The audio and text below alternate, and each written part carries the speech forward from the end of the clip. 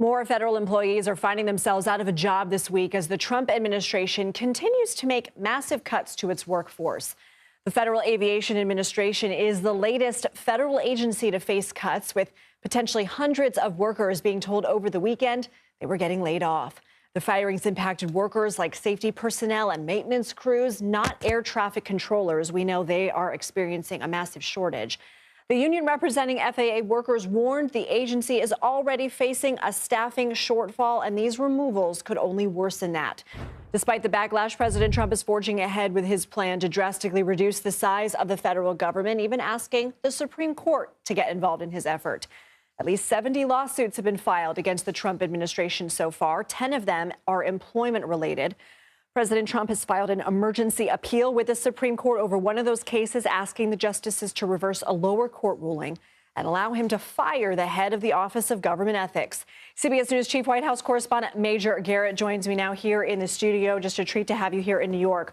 What is the general consensus in Washington that, yes, maybe there is waste that needs to be cut at the federal level, but is it being done too hastily? And what departments are people most concerned about? So haste is a very serious question. It may not be a question for the country writ large yet, because they're thinking, well, President Trump said he was going to move in this direction, maybe not as specifically as the actions so far indicate, but he's moving in a direction they're generally supportive of. In Washington, though, most people know two things.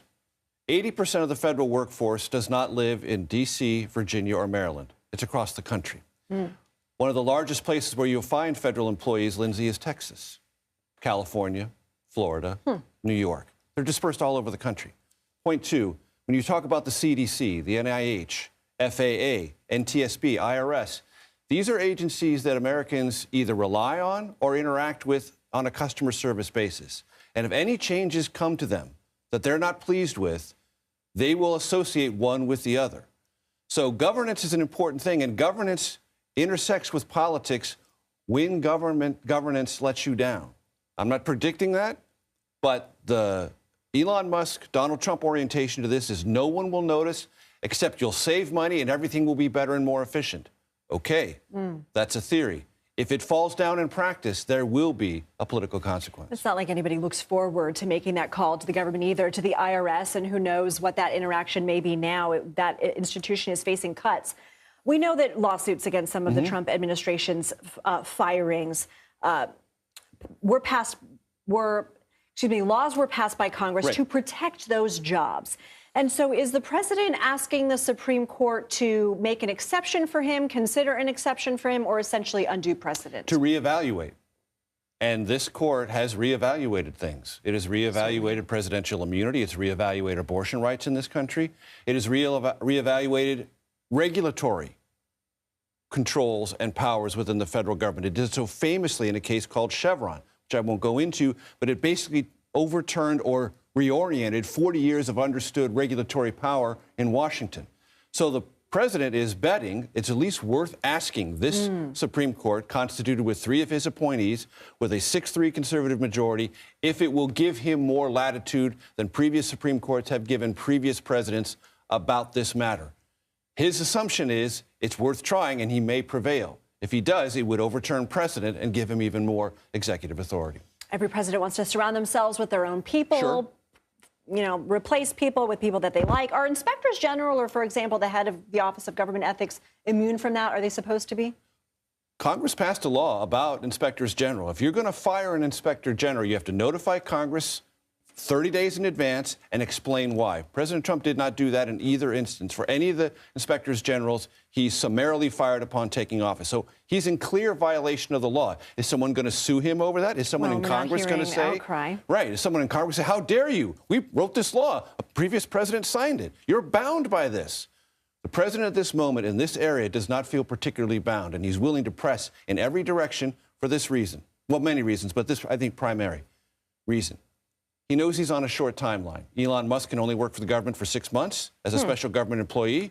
And the president knows that if he doesn't move as rapidly as possible, break through as many of these barriers as possible, he won't get very far. If he leaves it to Congress, as previous presidents have, and work through the system, his assumption is it will all grind to a halt. So better to push things as hard as you can, see what you can accomplish, I thought it had more to do politically with the midterms and making sure that Republicans. I don't think this president is that concerned about the midterms. Republicans feel very emboldened right now politically. That might be a miscalculation. I think this is much more.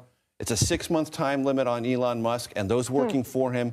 And the faster you push, the more likely you are to succeed at least some of your goals. I think that's the internal White House assumption. Very interesting. So we are seeing the Trump administration trying to rehire some of the people that they laid off, particularly the National Nuclear Security Administration. What's your take there? Well, the president realized very quickly that that's a bad call, that the optics of that are just terrible. What are the optics?